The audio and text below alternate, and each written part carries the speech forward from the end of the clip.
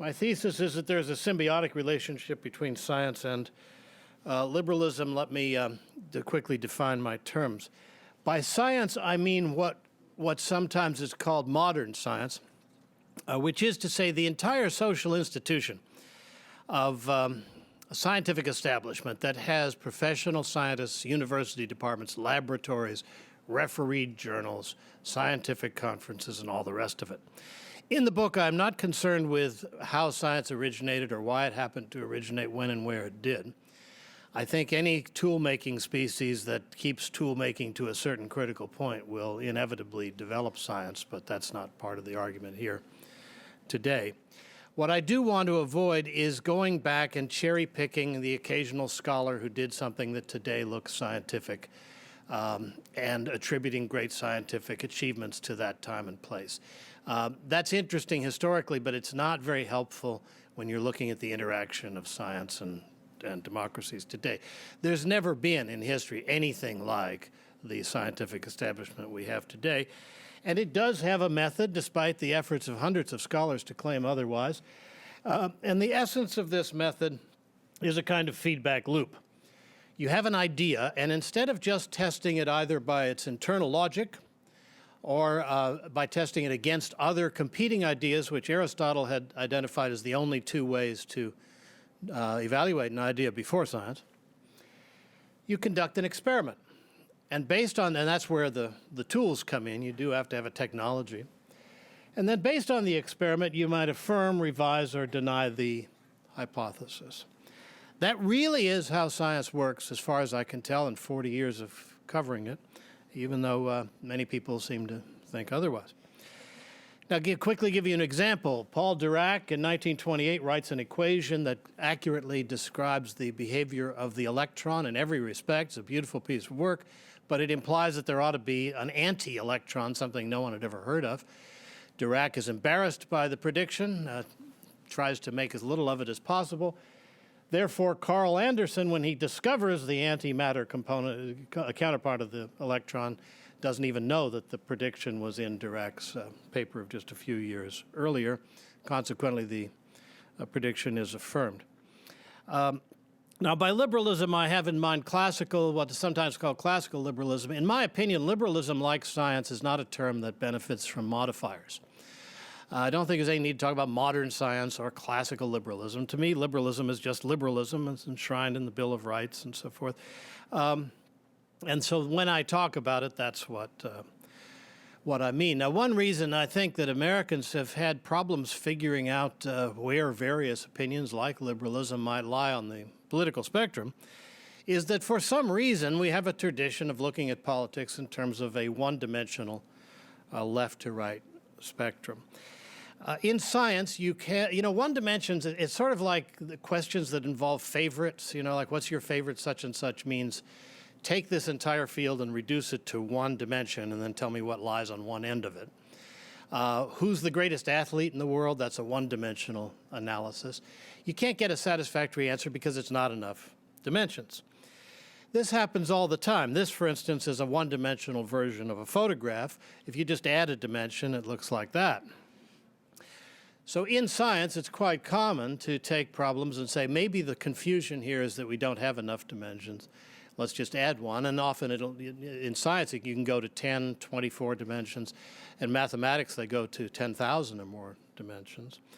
Here, I would just revive the old idea that it's better to look at politics in two dimensions. Hayek had a diagram like this. There are many of them now on the internet. The details of the diagram don't matter. This one opposes progressive conservative and liberal totalitarian. You might want to construct one for yourself. I just think you're much better off starting with two dimensions than one and trying to understand political orientations. Now, liberalism does have in common with science that, at least in terms of liberal democracy, one constructs experiments. They are inherent to the system. Every election is an experiment. Every act of legislation is an experiment. This isn't the way we talk about it so much now, but the founders did talk in experimental terms.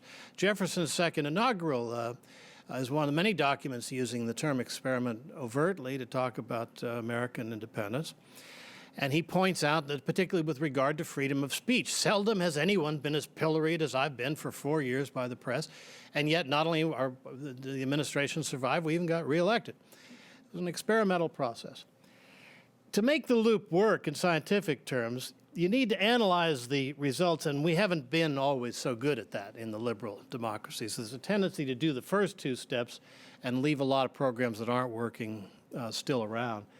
And there has been effort in government on various levels to improve this third step. The U.S. Department of Education, for instance, has been spending increasing amounts of money to evaluate what works and what doesn't work.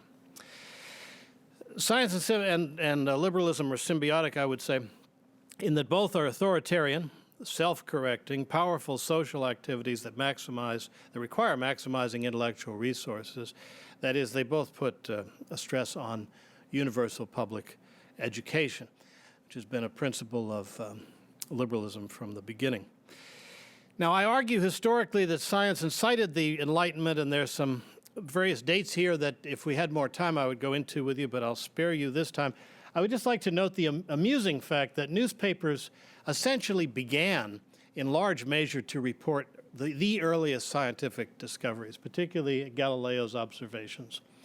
Coffee was also coming into Europe from Turkey, and the result was a combination of newspapers and coffee houses which proved seditious in every jurisdiction in which they arose. Every leader from Cairo to London sought to suppress coffee houses because once you get people starting to drink coffee, read the papers, and talk, they discover that it's not just them that thinks the government is off base.